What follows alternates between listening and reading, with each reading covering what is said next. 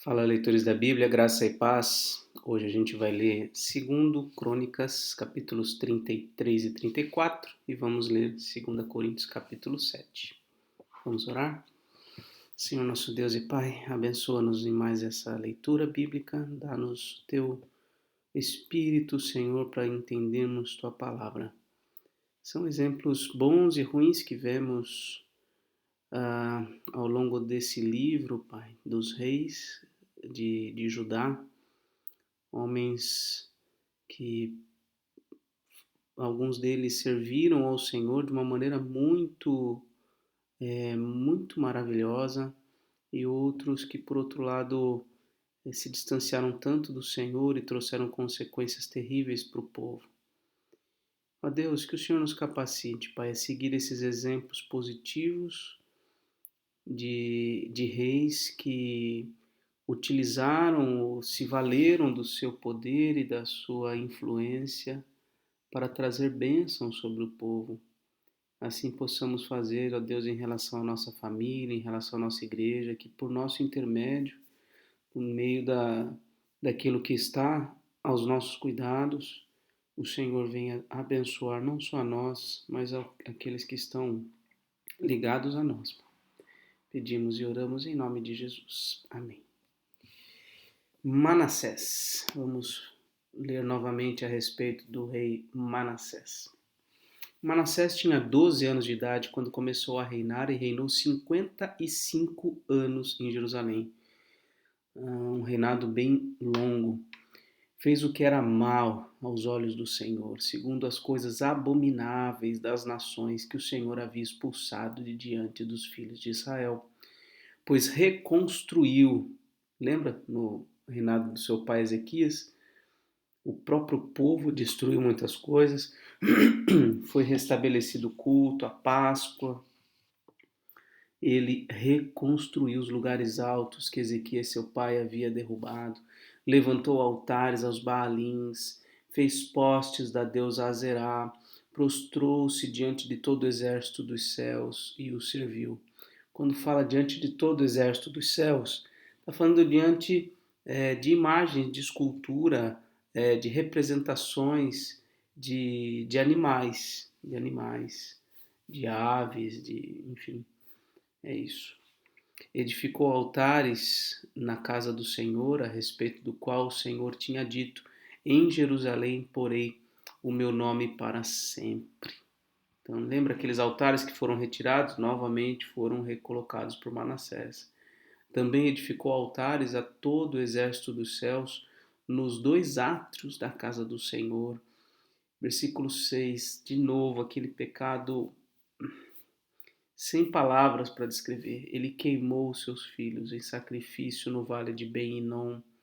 Adivinhava pelas nuvens, era agoureiro, praticava feitiçarias e tratava com médios e feiticeiros. Fazia continuamente o que era mal aos olhos do Senhor, para o provocar a ira. Também pôs a imagem de escultura do ídolo que tinha feito na casa de Deus, a respeito da qual Deus tinha dito a Davi e a seu filho Salomão: neste templo e em Jerusalém que escolhi, de todas as tribos de Israel porei o meu nome para sempre. E não removerei mais o pé de Israel da terra que destinei aos seus pais, desde que eles tenham cuidado de fazer tudo o que eles tenho mandado, conforme toda a lei, os estatutos e os juízos dados por meio de Moisés. Manassés de tal modo levou o povo de Judá e os moradores de Jerusalém a andarem errantes, que fizeram pior do que as nações que o Senhor tinha destruído de diante dos filhos de Israel. O poder de um rei em encaminhar bem ou desencaminhar um povo é muito grande, é muito grande. Essa suposta, esse suposto individualismo que nós vemos na nossa cultura, ele não é tão real, porque nós somos movidos e aculturados por aquilo que os poderosos definem, pelo caminhar que os poderosos têm. Nosso país, né, ele tem uma certa cultura, um certo modo de ser, de agir, e isso também tem questões regionais diferenciadas, né? Mas em razão daquilo que os poderosos são e fazem, como nação. Então, nós acabamos que somos reflexos daquilo que as elites representam, de modo então que o individualismo ele não é tão real assim, né? É claro que a herança cultural, a herança familiar, né? Deus também preserva os seus, ele tem também, né, preservado e conservado na fé, numa vida ilibada, aqueles que são dele em todos os períodos da história.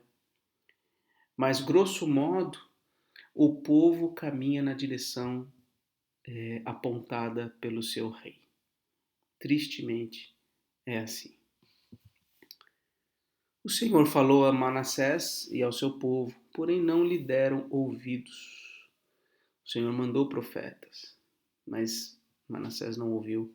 Por isso o Senhor trouxe sobre eles os comandantes do exército do rei da Assíria, que prenderam Manassés com ganchos, amarraram-no com correntes e o levaram para a Babilônia. Ele, angustiado, suplicou ao Senhor seu Deus e muito se humilhou diante do Deus de seus pais. Quando se viu em aperto, quando se viu na situação de ter sua liberdade completamente retirada, ele buscou o Senhor. Parece com a gente, né? Quando as coisas complicam, que a gente busca mais intensamente a Deus. Orou ao Senhor, versículo 13, e o Senhor, olha aí, se tornou favorável para com ele. Atendeu-lhe a súplica e o fez voltar para Jerusalém ao seu reino. Então Manassés reconheceu que o Senhor é Deus. Deus foi misericordioso até com um homem como Manassés. Portanto, ele demonstra aqui o seu caráter compassivo, misericordioso. Ele mostra que ele está sempre à disposição daqueles que o buscam com sincero coração. Depois disso, Manassés construiu a muralha de fora da cidade de Davi, a oeste de Gion, no vale, e a entrada do portão dos peixes, abrangendo Ofel. Ele fez uma muralha bem alta. Também pôs chefes militares em todas as cidades fortificadas de Judá. Tirou da casa do Senhor os deuses estranhos e o ídolo, bem como todos os altares que havia construído no monte da casa do Senhor e em Jerusalém, e os lançou fora da cidade. Restaurou o altar do Senhor, sacrificou sobre ele ofertas pacíficas e de ações de graças, e ordenou a Judá que servisse o Senhor. Agora vem a ordem de Manassés para que o povo servisse o Senhor, Deus de Israel. Porém o povo ainda sacrificava nos lugares altos, mas somente ao Senhor seu Deus. Quanto aos demais atos de Manassés, a sua oração ao seu Deus e as palavras dos videntes, dos profetas que lhe falaram em nome do Senhor, Deus de Israel, está tudo escrito na história dos reis de Israel. A sua oração e como Deus se tornou favorável para com ele, todo o seu pecado, a sua transgressão e os locais onde edificou lugares altos e colocou postes da deusa Zerá e imagens de escultura antes que se humilhasse, eis que está tudo escrito na história dos videntes. Manassés morreu e foi sepultado na sua própria casa, e Amon, seu filho, reinou em seu lugar. Amon tinha 22 anos de idade quando começou a reinar, e reinou 2 anos em Jerusalém. Fez o que era mal aos olhos do Senhor, como Manassés, seu pai, havia feito. Ofereceu sacrifícios a todas as imagens de escultura que Manassés, seu pai, tinha feito, e as serviu. Mas não se humilhou diante do Senhor, como Manassés, seu pai, tinha se humilhado. Pelo contrário, Amon se tornou mais e mais culpável. Os seus servos conspiraram contra ele e o mataram em sua própria casa. Porém, o povo daquela terra matou todos os que conspiraram contra o rei Amon e proclamou Josias, filho de Amon, rei em seu lugar. Capítulo 34, agora o reinado de Josias, filho de Amon, filho de Manassés. Josias tinha 8 anos de idade quando começou a reinar e reinou 31 anos em Jerusalém. Josias fez o que era reto aos olhos do Senhor, andou nos caminhos de Davi, seu pai, e não se desviou nem para a direita, nem para a esquerda. No 8º ano do seu reinado, sendo ainda moço, Josias começou a buscar o Deus de Davi, seu pai. E no 12º ano começou a purificar Judá e Jerusalém dos lugares altos, dos postes da deusa Azerá e das imagens de escultura e de fundição. Na presença dele derrubaram os altares dos Baalins. Ele despedaçou os altares do incenso que estavam acima deles, quebrou os postes da deusa Azerá e as imagens de escultura e de fundição, reduziu os apoios, espalhou sobre as sepulturas dos que tinham oferecido sacrifícios a esses ídolos. Queimou os ossos dos sacerdotes pagãos sobre os altares deles e purificou Judá e Jerusalém. Fez o mesmo nas cidades de Manassés, de Efraim e de Simeão até Naftali. Por todos os lados, no meio das suas ruínas, depois de derrubar os altares, os postes da deusa Azerá e as imagens de escultura, até reduzi-las a pó, e depois de despedaçar todos os altares de incenso em toda a terra de Israel, Josias voltou para Jerusalém. Novamente a restauração do templo. No 10º ano, ou no 18º ano do seu reinado, havendo já purificado a terra e o templo, Josias ordenou que Safã, filho de Azalias, Maazéias, governador da cidade, e Joá, filho de Joacás, cronista, repassassem a casa do Senhor, seu Deus. Foram até o sumo sacerdote Uquias e entregaram o dinheiro que tinha sido trazido à casa de Deus e que os levitas, guardas da porta, tinham ajuntado. Dinheiro provindo das mãos de Manassés, de Efraim e de todo o resto de Israel, bem como de todo Judá e Benjamim e dos moradores de Jerusalém. Eles o entregaram aos que dirigiam a obra e tinham a seu encargo a casa do Senhor para que pagassem aqueles que faziam a obra, trabalhadores na casa do Senhor, para repararem e restaurarem o templo.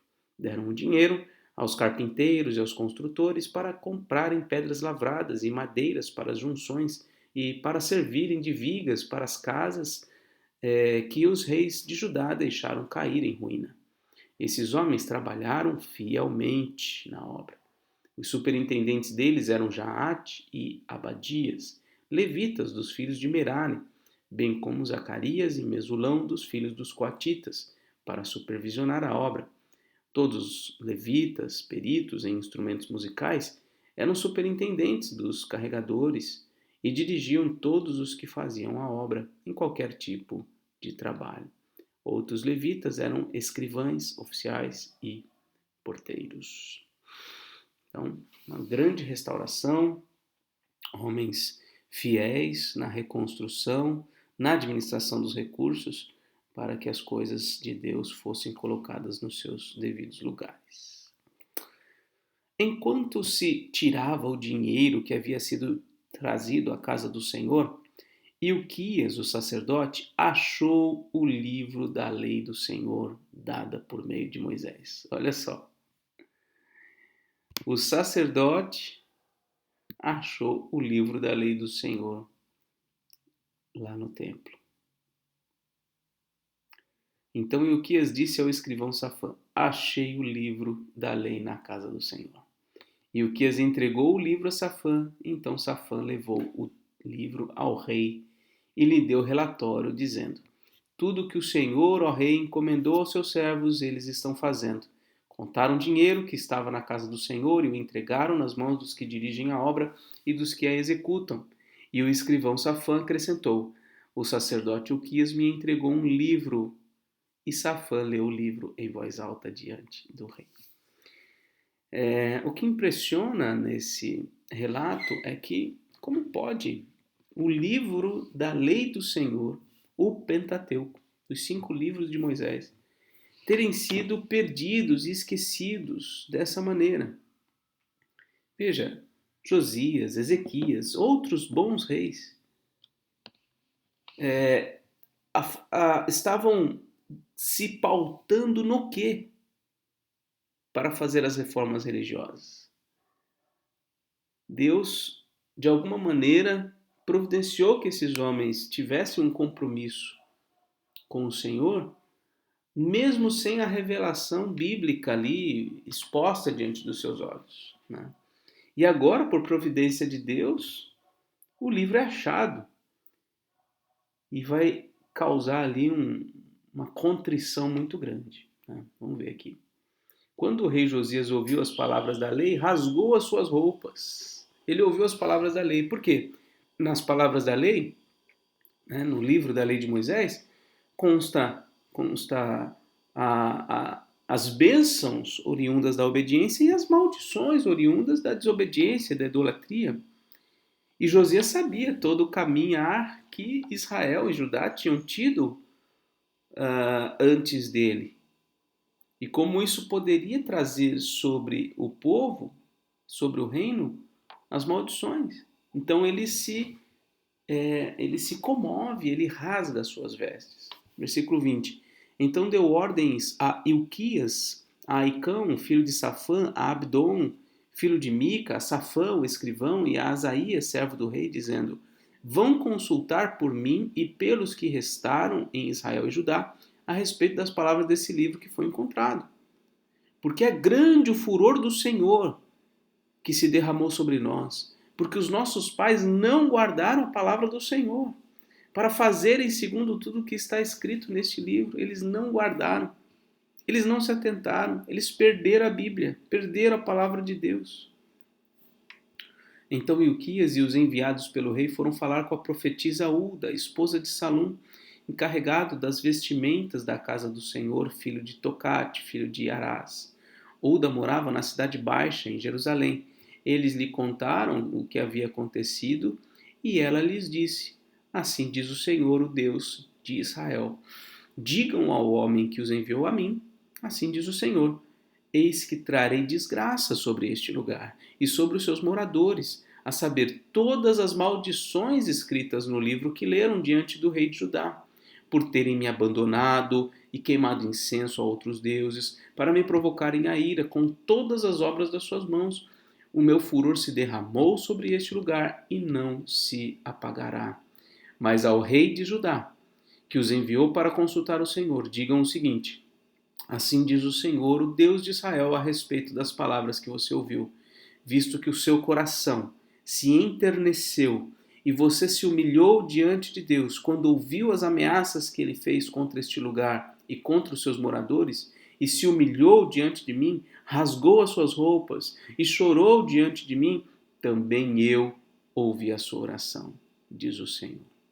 Deixarei que você morra e seja sepultado em paz, e os seus olhos não verão todo o mal que trarei sobre este lugar e sobre os seus moradores. Então eles levaram esta resposta ao rei. Então, é impressionante como o povo havia se esquecido da palavra de Deus.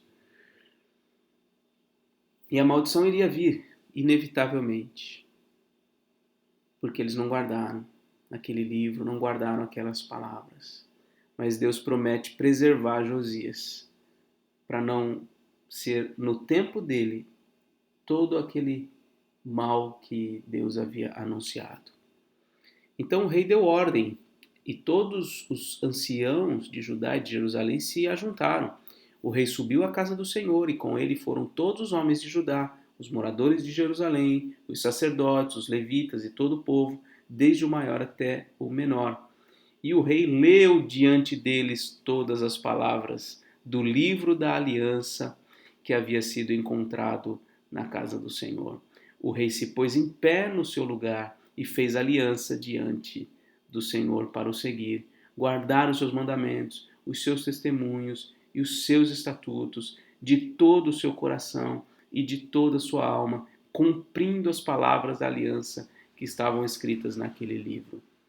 Todos os que se encontravam em Jerusalém e em Benjamim concordaram com esta aliança, e os moradores de Jerusalém fizeram segundo a aliança de Deus, o Deus de seus pais. Josias tirou todas as abominações de todas as terras que eram dos filhos de Israel e obrigou todos os que estavam em Israel a servir o Senhor seu Deus. Enquanto Josias viveu, não deixaram de seguir o Senhor, o Deus de seus pais. Ok? Essa foi a leitura, então, dos capítulos 33 e 34, um pouquinho da história do rei Manassés, seu filho Amon e agora Josias. Vamos então para 2 aos Coríntios, capítulo 7.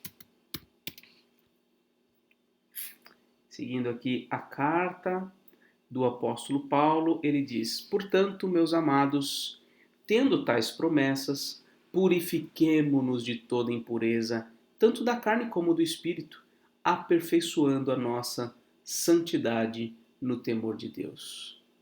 Pedimos que vocês nos acolham em seu coração. Não tratamos ninguém com injustiça, não prejudicamos ninguém, não exploramos ninguém. Não falo para condenar vocês, porque eu já disse que vocês estão no nosso coração, para juntos morrermos e vivermos. Estou sendo bem franco com vocês e tenho muito orgulho de vocês. Sinto-me grandemente confortado e transbordo de alegria em meio a toda a nossa tribulação. Porque quando chegamos à Macedônia não tivemos nenhum alívio. Pelo contrário, em tudo fomos atribulados. Lutas por fora, temores por dentro. Porém Deus, que consola os abatidos, nos consolou com a chegada de Tito. E não somente com a chegada dele, mas também pelo consolo que recebeu de vocês. Ele nos falou da saudade, do pranto e do zelo que vocês têm por mim, aumentando assim a minha alegria. Porque mesmo que eu tenha entristecido vocês com a minha carta, não me arrependo. Embora já tenha me arrependido, pois vi que aquela carta os deixou tristes, ainda que por breve tempo. Mas agora me alegro, não porque vocês ficaram tristes, mas porque essa tristeza os levou ao arrependimento, pois vocês foram entristecidos segundo Deus, para que de nossa parte não sofressem nenhum dano. Porque a tristeza segundo Deus produz arrependimento para a salvação, que a ninguém traz pesar. Mas a tristeza segundo o mundo produz morte. Vejam quanto cuidado produziu em vocês o fato de serem entristecidos segundo Deus. Que defesa, que indignação, que temor, que saudade, que zelo, que desejo de punir o culpado. Em tudo vocês se mostraram inocentes nesse assunto. Portanto, embora eu tenha escrito aquela carta, não foi por causa daquele que fez o mal, nem por causa daquele que sofreu a afronta, mas para que fosse manifesto entre vocês, diante de Deus, o cuidado que vocês têm por nós. Foi por isso que nos sentimos consolados. E acima desta nossa consolação, muito mais nos alegramos pelo contentamento de Tito, porque todos vocês trouxeram refrigério ao espírito dele. Porque se falei a ele com certo orgulho a respeito de vocês, não fiquei envergonhado. Pelo contrário, como tudo que falamos a vocês era verdade, também os elogios que na presença de Tito fizemos a respeito de vocês se mostraram verdadeiros. E o grande afeto que ele tem por vocês aumenta cada vez mais. Quando ele se lembra da obediência de todos vocês, de como o receberam com temor e tremor. Alegro-me porque em tudo posso confiar em vocês. Então esse capítulo 7 já mostra um lado diferente, né? Parece ambíguo, né? é uma igreja que deu muito trabalho para Paulo, que lhe causou tristeza e pesar por conta dos pecados que havia naquela igreja, e a primeira carta revela isso, muitos pecados, muito complicados. Já nessa segunda carta ele continua essa exortação, mas já com traços aqui de satisfação e de alegria pelos efeitos que aquela primeira carta causou na vida daquela igreja. E creio que esse sentimento, né, de Paulo, talvez seja bastante comum, né, entre os líderes, os pastores, em relação às igrejas, porque as igrejas sempre têm algo do que, no bom sentido, orgulhar o seu pastor, orgulhar a sua liderança. Motivos pelos quais essa igreja é elogiada. Agora, a mesma igreja sempre tem também motivos pelos quais trazem pesar e tristeza ao seu pastor e à sua liderança. Então, é um agridoce da vida, né? Da vida eclesiástica. Toda igreja tem motivos de grande alegria para quem dela cuida, mas também tem motivos de pesar para quem dela cuida.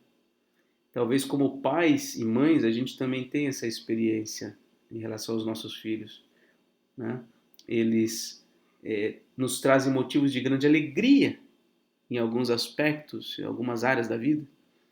Já em outras a gente sente aquele pesar, aquela tristeza, a gente precisa chamar a atenção.